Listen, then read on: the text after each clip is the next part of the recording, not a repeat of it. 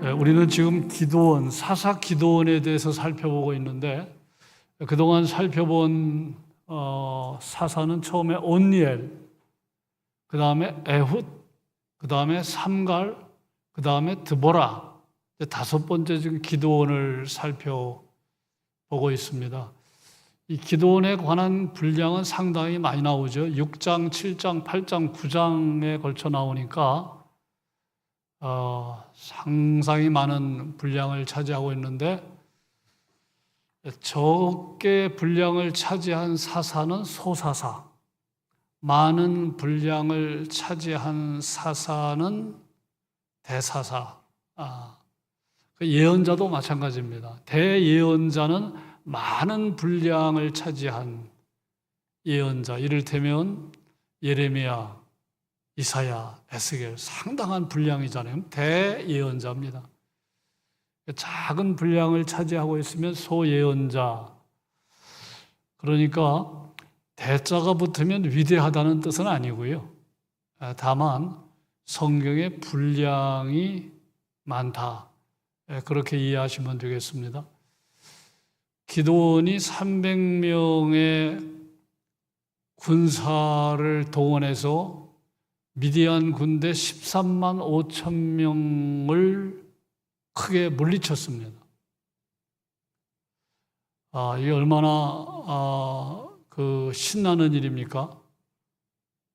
이스라엘 백성을 압제하던 7년 동안 고통으로 몰아넣었던 미디안과의 싸움에서 크게 승리했습니다.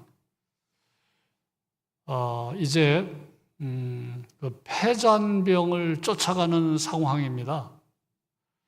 그런데 위기가 찾아왔어요.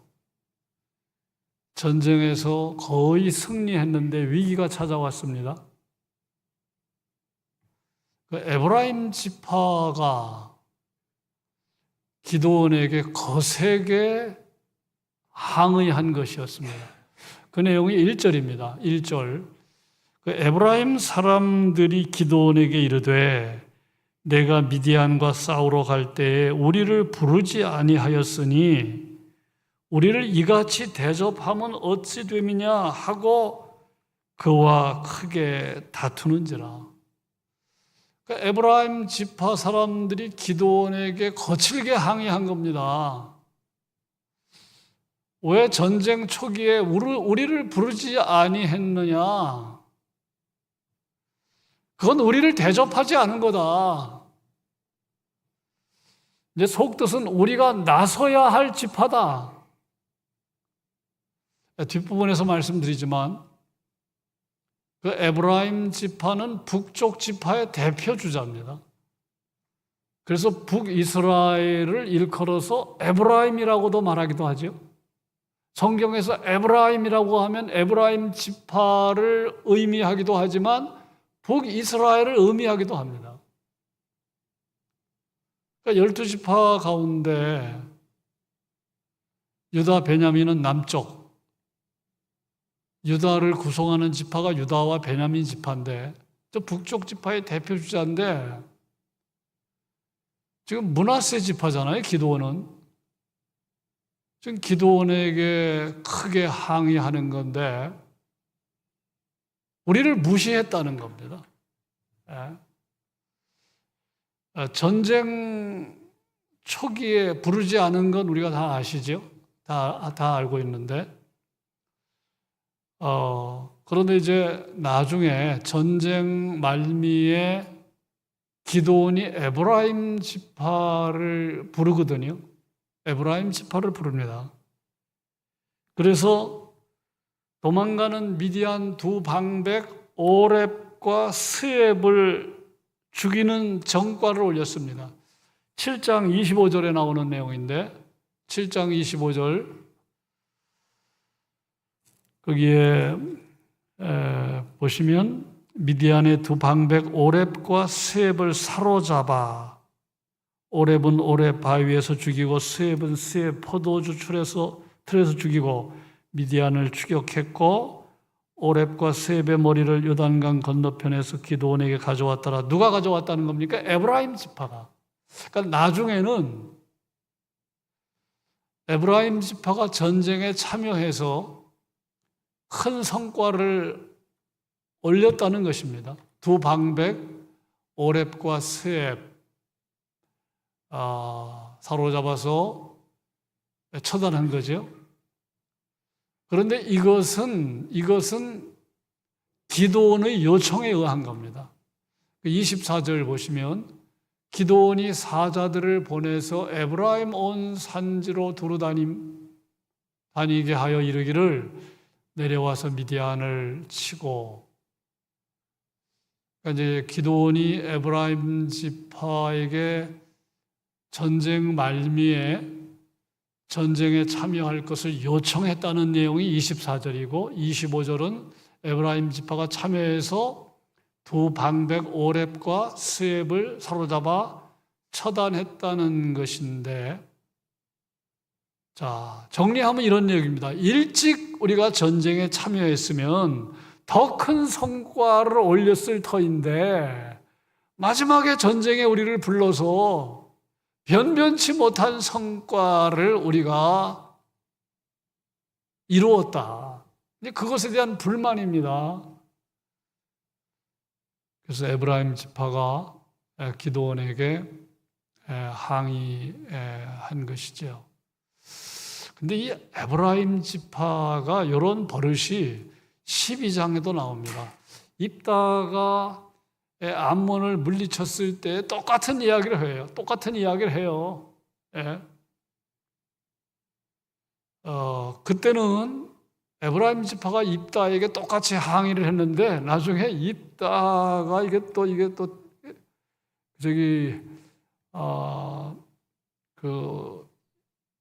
쉽게 표현하면 깡패 출신입니다. 조폭 출신이에요. 그래가지고 4만 명 이상이 살육당하는 에브라임 지파, 그런 비극이 있었는데, 이게 에브라임 지파의 기질이라는 것을 우리가 짐작을 할 수가 있는데, 우선 짚고 넘어갈 것은 기드온이 잘못한 것 아니죠. 처음에 아시는 대로 전쟁에 참여하는 사람들을 불렀고 두려워하는 사람들은 다 집으로 돌아가게 했는데, 그리고 남은 사람이 300명이었는데 그것은 기드온이 택한 그러한 방법이 아니었고 하나님의 명령에 의한 것이었거든요. 처음에 전쟁에 참여하겠다고 몰려든 사람이 3만 2천 명인데 3만 1,700명을 돌려보내잖아요. 그건 기드온의 생각이 아닙니다. 하나님의 생각입니다. 두려움에 떠는 자들은 다 집으로 돌려보내라는 거예요. 그리고 지금이 이 전쟁을 목전에 둔 상황이라고 하는 의식이 없는 사람들도 테스트해서 돌려보냈어요. 이제 기드온의 잘못이 아니었다는 거, 이제 그런 점에서 기드온이 상당히 기분 나쁠 수가 있고 흥분할 수 있는 상황이었음을 우선 알 수가 있습니다. 또 하나 이제 전쟁이 진행되면서 전쟁 말미에 요 므낫세 지파의 위쪽에 있는 지파들이 전쟁에 참여하는데요. 제가 지도를 준비 못했는데 그냥 한번 여러분 상상을 하시면, 므낫세 지파는 요단강 서편에도 자리 잡았고 요단강 동편에도 위치한 거 아시죠? 요단강을 기준으로 해서 서편에도 므낫세 지파가 있었고 동편에도 므낫세 지파가 있었고, 므낫세 지파 남쪽에는 에브라임 지파입니다. 에브라임 지파. 그리고 므낫세 지파 위에 므낫세 지파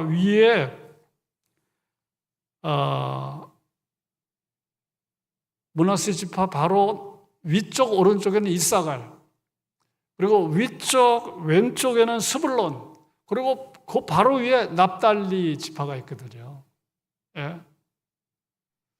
그런데 7장 1절을 보면 지금 그 전쟁 상황이 어디서 발발했는지를 7장 1절에 보여주는데 거기 보면 뭐라고 되어 있습니까? 기드온과 그를 따르는 모든 백성이 일찍 일어나 하롯셈 곁에 진을 쳤고 미디안의 진영은 그들의 북쪽이요 모레산 앞 골짜기에 있었더라. 이 모레산은요 북쪽입니다. 북쪽. 이 모레산은 이스라엘 평원 북서쪽인데 이스라엘 평원은 므낫세 지파 위쪽이에요. 에브라임 지파는 므낫세 지파 남쪽입니다. 그러면 전쟁에 동원하기 쉬운 지파는 므낫세 위쪽 지파일 수밖에 없잖아요. 왜냐하면 지금 전쟁이 발발한 상황이 므낫세 지파 위쪽이니까. 그러니까 므낫세 지파 남쪽에 에브라임을 동원하는 것보다 므낫세 지파 위쪽에 이사갈, 스불론, 납달리 지파를 동원하는 것이 자연스러운 선택이잖아요. 예. 그래서 7장 22절, 23절 보시면 뭐라고 되어 있습니까? 이제 전쟁이 벌어지고 이후의 상황인데 어느 지파를 불렀다고요? 마지막에 뭐라고 되어 있습니까? 23절 이스라엘 사람들은 납달리와 아셀과 그 온 므낫세에서부터 부름을 받고 미디안을 추격했더라. 이 납달리 여기 지금 이사갈과 스불론은 빠졌는데 그러니까 므낫세 지파 위쪽에서 전쟁이 벌어졌으니까 위쪽에 있는 지파인 납달리 지파가 동원되는 건 자연스러운 겁니다. 예. 므낫세 지파 남쪽에 있는 에브라임 지파를 동원하는 것은 자연스럽지 않았어요. 처음에. 그러다가 나중에는 이제 전투의 상황이 장소가 바뀌면서 에브라임 지파를 부른 것입니다.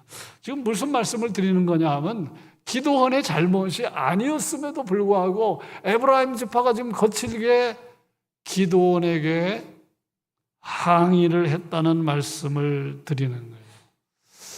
여러분, 내가 전혀 잘못하지 않았는데 어떤 사람이 나에게 거칠게 항의하면 여러분 어떻게 대응하겠습니까? 나는 전혀 잘못한 게 없어요. 그런데 거칠게 나에게 대항하는 거예요. 그러면 대부분의 사람들이 어떤 반응을 보이지요?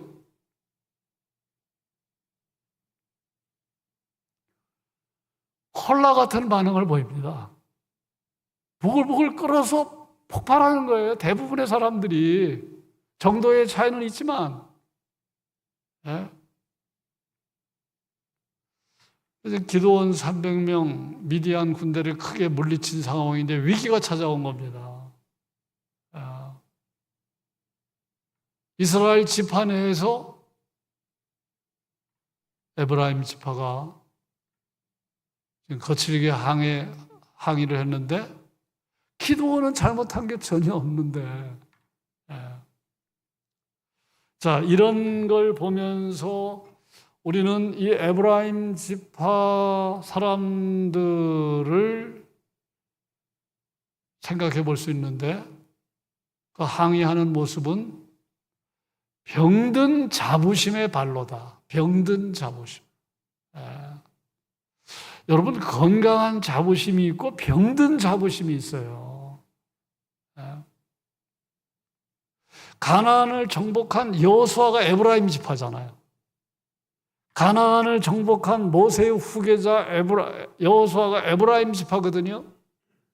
그러니까 뭔가 이 에브라임 지파는 그것과 무관하지 않습니다. 예? 언제나 리더의 역할을 하고 싶어하는 그러한 기질이 있었어요. 12장에서도 나온다고 그랬잖아요. 이따가 암몬과의 싸움에서 승리한 다음에 또 에브라임 지파가 목소리를 내는 겁니다. 왜 우리를 부르지 않았느냐. 그래서 이제 여호수아가 에브라임 지파인 것과 무관하지 않고 그 다음에 이 에브라임 지파가 차지한 땅은 그 한복판인데 이방 지역과 접촉 할 일이 없습니다. 그리고 사사시대의 중앙성소라고 할 수 있는 실로와 베델이 이 에브라임 지파 하나는 접경에 있고 안에 있어요. 그러니까 뭔가 하여튼 자부심이 있었던 그런 지파였음을 알 수가 있는데 이게 이제 터져 나온 겁니다. 이런 모습으로 내가 특별히 중요하다는 생각을 하고 있었던 사람들이 에브라임 지파였음을 우리가 여기서 체크할 수 있습니다. 내가 아니면 안 된다는 생각. 그 사람들 이렇게 공동체 안에 그런 사람들이 혹간 보이죠? 항상 주도적인 역할을 하려고 하고 자기 목소리를 가장 크게 내려고 하고 어떤 모임을 좌지우지하려고 하고 그런 사람들이 있잖아요. 그러니까 에브라임 지파하고 그런 모습이에요. 나는 소중한 가치를 가지고 있는 존재다라는 생각은 귀한 것이지만 다른 사람보다 내가 더 중요한 사람이다라고 하는 생각은 조심해야 되거든.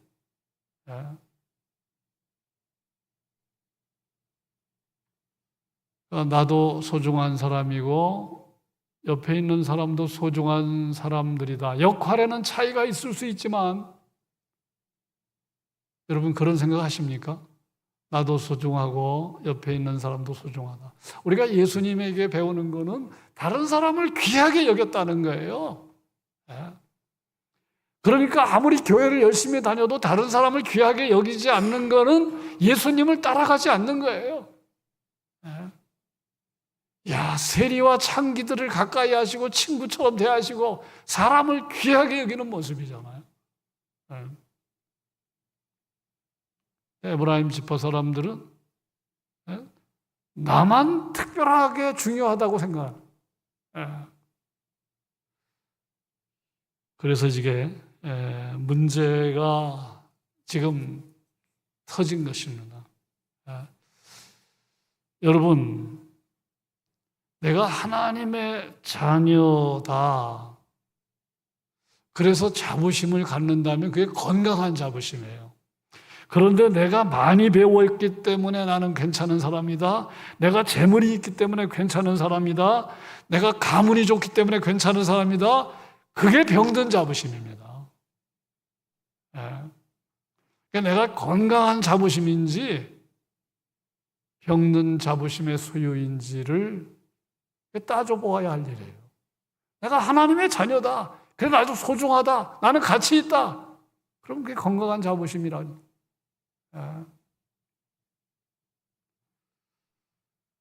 목사님들도 까딱 잘못하면 병든 자부심을 가질 수 있어요. 교세에 의해서 내 가치가 결정되는 것처럼 생각하는 순간 그건 아주 병든 자부심이죠. 교회의 사이즈와 관계없이 나는 하나님께로부터 귀한 사명을 받은 목사다. 그러면 건강한 자부심이죠. 그러니까 이 병든 자부심, 그 기질을 가진 에브라임 지파로 인해서 입다 시대 때도 문제가 생겼는데 기드온 시대 때도 또 문제가 생기는 거예요. 그러니까 한 사람이 얼마나 중요한지 몰라요. 공동체 안에서 한 사람이 병든 자부심을 가지고 있으면 공동체가 술렁술렁 되는 겁니다.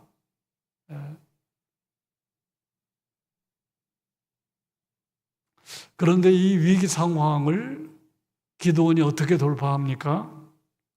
오늘 말씀 2절이지요. 2절 같이 읽겠습니다. 기드온이 그들에게 이르되 내가 이제 행한 일이 너희가 한 것에 비교되겠느냐? 에브라임의 끈물 포도가 아비에셀의 만물 포도보다 낫지 아니. 이게 참 어떻게 엄청난 이야기를 했어요. 아무 잘못도 없는데 지금 막 에브라임 지파가 흥분하고 거칠게 항의하는 상황에서 침착하게 에브라임 지파를 세워주는 그 말이잖아요. 예. 이게 보통 사람 이게 잘 안 돼요, 사실. 예. 다 콜라 같은 반응 보입니다, 대부분. 물과 같은 반응. 차분하게 대응하잖아요. 예. 스티븐 코비가 7가지 습관에서 주도적인 사람이 갖는 특징 하나가 차분하게 대응한다. 예. 주도적인 인생을 사는 사람들, 인생을 성공적으로 사는 사람들, 주변에 좋은 영향을 가지고 사는 사람들의 특징 가운데 첫 번째가 주도적인 인생인데, 주도적인 인생의 그 특징 가운데 하나가 차분하게 대응하는 겁니다. 예. 막 흥분할 수밖에 없고 싸울 수밖에 없고 다툴 수밖에 없는 상황인데 잠깐 반응을 멈추고 원칙에 따라 말하고 행동한다는 거예요. 여러분, 이게 쉽지 않죠? 이 기도원과 같은 상황일 때 만일 하나, 둘, 셋 정도를 속으로 셀 수 있다면 그 사람 대단한 사람이죠. 근데 대부분 사람들이 세지 않고 바로 반응하잖아요. 예. 근데 이 기드온 사사가 맞불을 놓은 게 아닙니다. 그죠? 맞불을 놓은 게 아니라 대부분의 싸움은 뭡니까? 맞불입니다. 한 사람이 화를 내면 동시에 같이 화를 내서 폭발하잖아요. 예. 부부싸움도 그런 거 아닙니까? 그래서 전에 소개했던 김동익, 세문안교회 목회하셨던 김동익 목사님은 한 사람이 고성으로 나가면 그냥 소리를 낮게 하라는 거죠. 낮게 하라. 한 사람이 큰 소리로 하면 다른 사람은 작은 소리로 하라는 거예요. 반응을 보이라는 거예요. 그게 그런 지금 고수를 지금 이제 기도원이 그걸 지금 보여주고 있잖아요. 우리 2절을 한번 다시 보세요. 기도원이 그들에게 이르되 내가 행한 일보다 그대들이 행한 일이 훨씬 대단하다. 사실은 기도원이 300명 군사가 행한 일이 엄청나지요. 그런데 내가 행한 일이 너희가 한 것에 비교가 안 된다. 그냥 한껏 에브라임 지파를 높여줍니다. 그러면서 상징적인 표현을 쓰지요. 예. 에브라임의 끈물 포도 아비에셀은 기드온의 동네입니다. 에브라임이 주운 포도가 기드온이 수확한 모든 포도보다 낫다, 그 얘기입니다. 예. 수확하면서 떨어진 그 포도를 주운 게 어떻게 포도원을 전체 수확해서 얻은 포도보다 낫겠습니까? 예? 포도를 수확하면서 땅에 떨어진 그걸 아무리 주워봐야 제대로 수확한 포도와 견줄 바가 안 되는데 지금 기도는 이런 표현을 쓰면서 그대들이 행한 업적 그거 대단한 거다. 예. 지금 그렇게 말한 것이지요. 그러자 분위기가 일거에 달라집니다. 3절 마지막 뭐라고 말합니까? 이 말을 하매 그들의 노가 풀리니라. 여기서 우리는 말이 얼마나 중요한지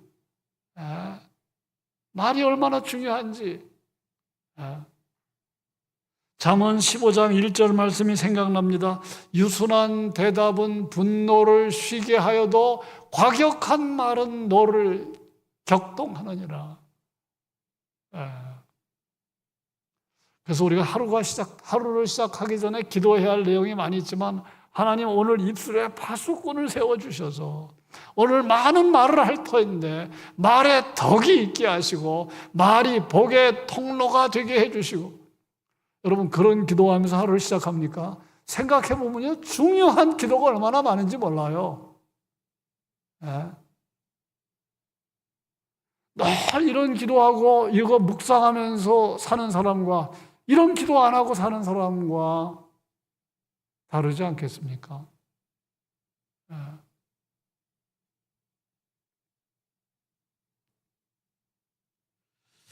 그래서 위기를 잘 돌파하는 기도원의 모습이 나오는데 그것은 다름 아닌 말에서 시작이 되었다는 것입니다. 그래서 우리가 우선 생각할 것은 기도가 중요할 것 같고 이렇게 막 화가 나고 속이 부글부글한 상황에서도 좀 차분하게 대응하려면 시간을 1초, 2초, 3초만 우리가 생각하면서 하나님의 뜻이 뭘까? 하나님이라면, 주님이라면 어떻게 반응했을까? 그것만 생각해도 엄청난 삶이 일어나지 않겠습니까?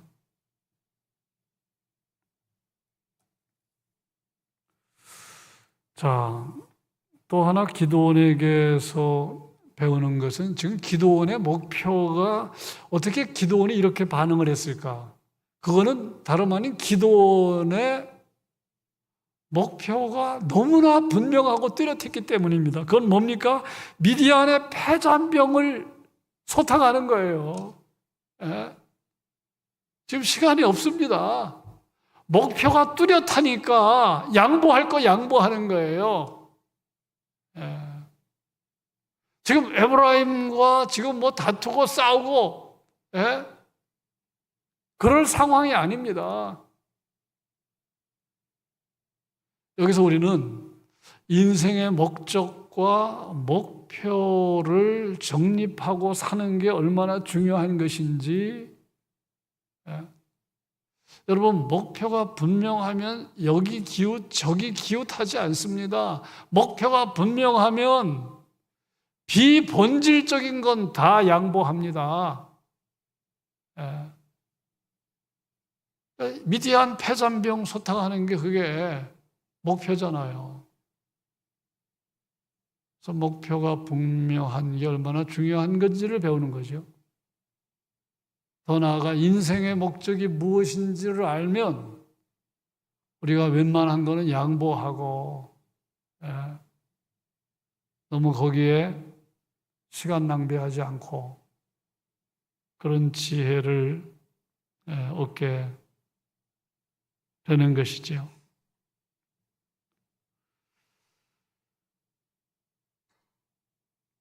예수님께서 사역 초기에 사람들이 예수님을 죽이고자 할 때 예수님이 피신한 적이 있어요. 그렇다면 예수님이 죽음을 무서워했을까? 예수님이 죽음을 무서워해서 피신한 것인가? 그런 질문을 자연스럽게 던질 수밖에 없는데 답은 그게 아니라 예수님은 죽음이 무서워서가 아니라 예수님이 세상에 오신 목표가 분명했기 때문에 아직은 죽어야 할 때가 아니기 때문에 그 자리를 피한 것입니다.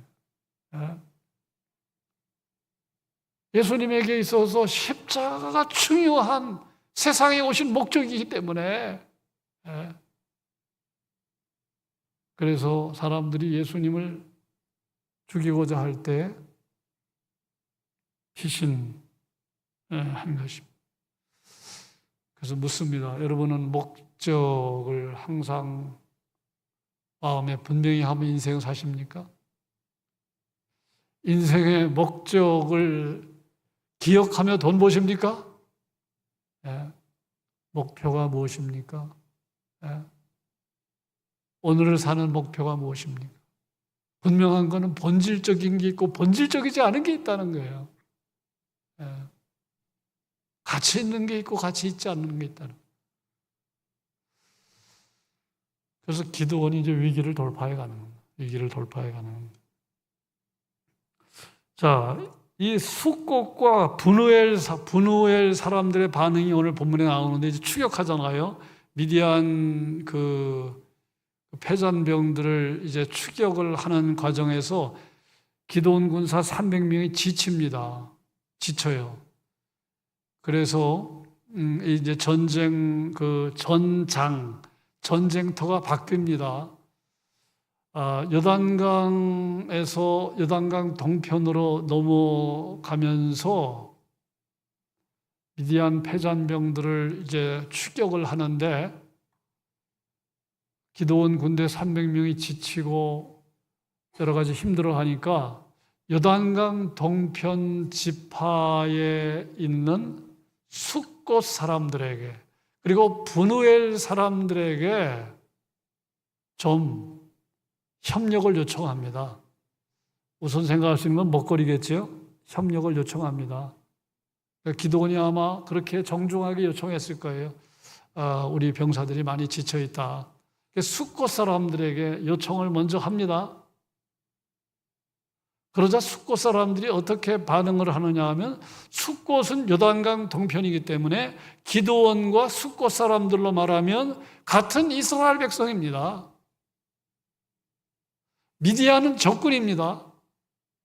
그런데 이 숫곳 사람들이 적군 편을 드는 거예요. 적군 편을 드는 겁니다. 예. 자, 6절을 보십시오. 6절을 한번 같이 읽어보실까요?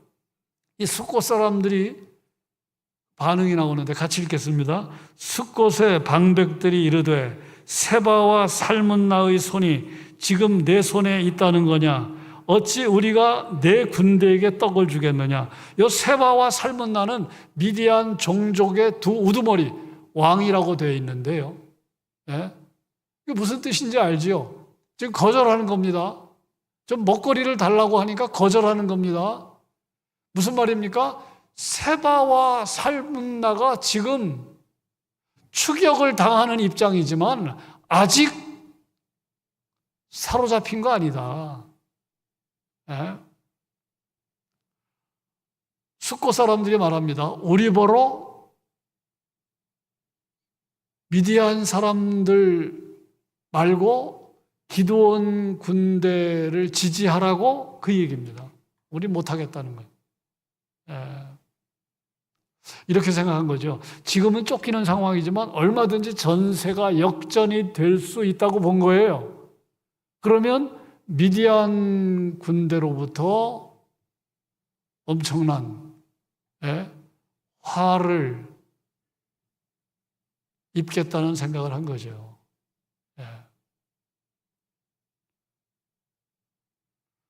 그러니까 기드온 군대에 협조하지 않겠다는 겁니다. 미디안의 두 왕 대적하는 행위를 하지 않겠다는 겁니다. 이런 판단은 지금 상황은 미디안 두 왕이 쫓기는 상황이지만 그렇다고 전세가 아주 미디안 군대에 불리한 상황이라고 단정할 수 없는 판단이 깔린 거예요. 그래서 거절을 당하는 이야기. 근데 숫곳 사람들만 그런 게 아니라 나중에 브누엘 사람들도 그래요. 브누엘은 브니엘을 뜻하는 다른 표현입니다. 이 숫곳은 그 야곱이 라반의 집에서 외삼촌 라반의 집에서 돌아와서 형 에서를 만난 다음에 한동안 정착한 곳이 숫곳이거든요. 역사적인 아주 장소가 숫곳과 브누엘인데 숫곳과 브누엘 사람들의 모습은 어떤 모습입니까? 적군과 아군을 구별하지 못하는 모습이에요.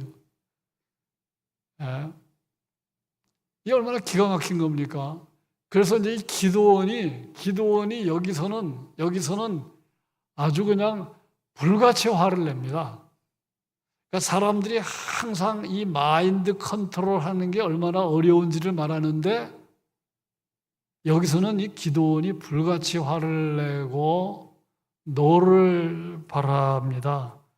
그러면서 뭐라고 이야기를 하느냐 하면 이렇게 이야기를 했죠. 한번 보실까요?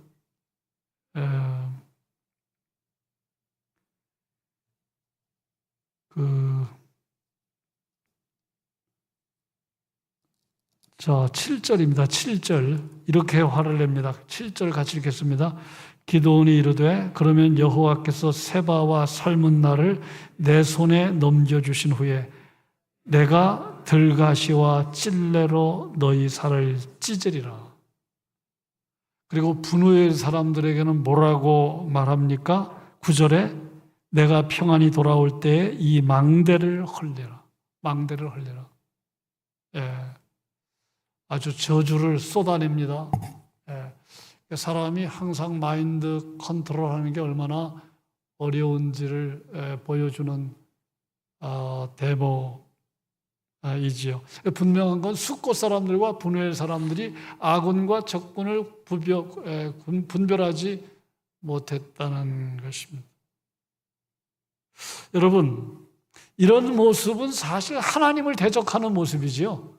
왜 그렇습니까? 기드온의 군대와 미디안 전쟁은 미디안이 하나님의 백성인 이스라엘을 압제하는 상황에서 벌어진 전쟁이잖아요. 그러니까 기드온을 편드는 거는 하나님을 대적하는 거예요. 예.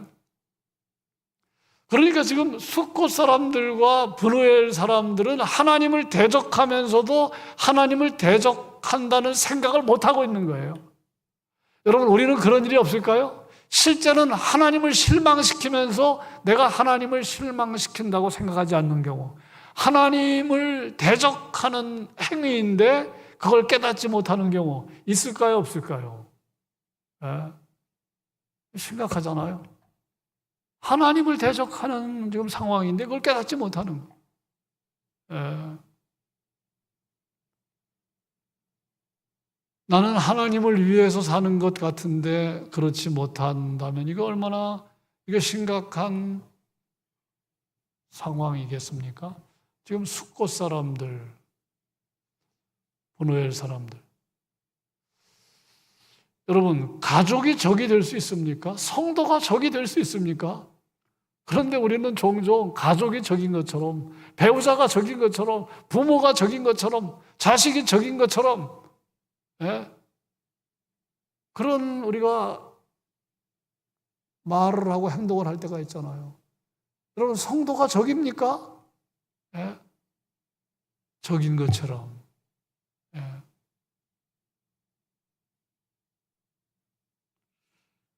어떤 경우에도 가족은, 성도는 내가 대적할 상대는 아니지요.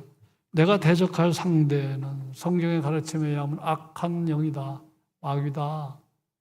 예. 그 점을 얘기를 하고 있습니다. 자, 또 하나 이제 마지막으로 짚고 넘어갈 건 이거 결국은 뭐예요? 지파 사이의 분열이잖아요. 지파 사이의 분열입니다. 근데 기드온 사사 때부터 지파 사이의 분열이 이렇게 나타나고 있음을 우리가 보게 됩니다. 예. 여러분, 이런 말 하는 거 들어봤어요? 진보는 분열로 망하고 보수는 부패로 망한다. 들어보셨어요? 그런 얘기가 있어요. 보수는 부패로 망하고 진보는 분열로 망한다. 다시 묻습니다. 이게 사실입니까? 여러분, 사실은 뭘까요? 보수나 진보나 전부 부패와 분열로 망합니다. 예. 뭐 보수는 부패로만 망하는 게 아니라 분열로도 망해요. 우리나라 보수 정당 계속 분열했잖아요. 그래요, 안 그래요?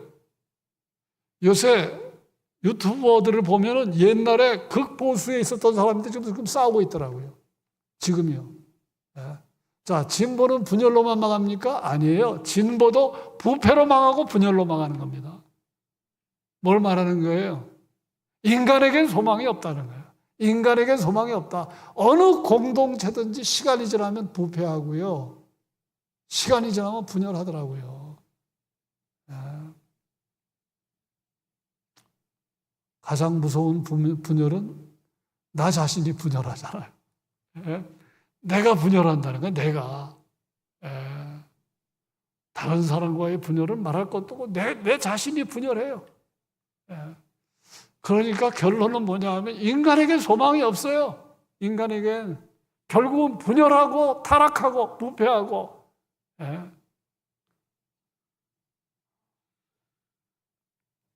답은 무엇입니까? 성령의 다스림이 있을 때만, 하나님의 영 성령이 주인되는 삶을 살 때만 소망이 있는 겁니다.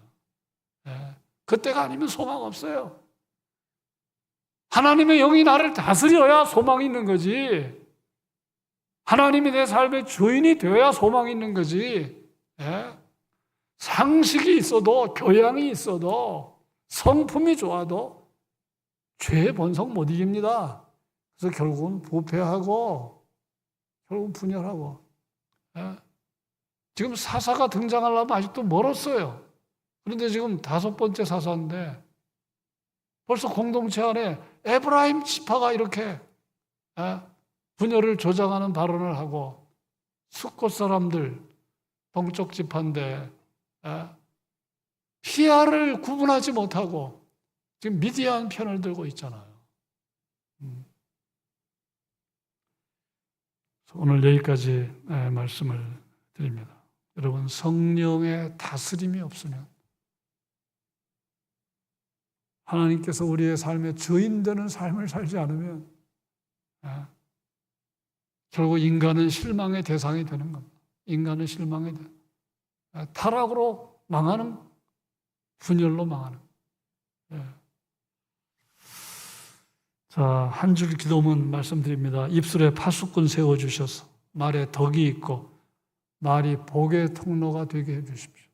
여러분, 여러 번 기도하고 가세요. 오늘 여러 번 기도하고. 나의 소중함을 잊되 다른 사람의 소중함도 잊지 않게 해주십시오. 나의 소중함을 잊지 않되 다른 사람의 소중함도 잊지 않게 해주십시오.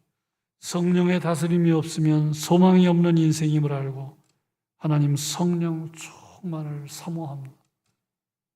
그런 삶을 살게 해 주십시오. 하나님이 가르쳐 주신 인생의 목적과 방향을 늘 잊지 않고 그 방향으로 살게 해 주십시오.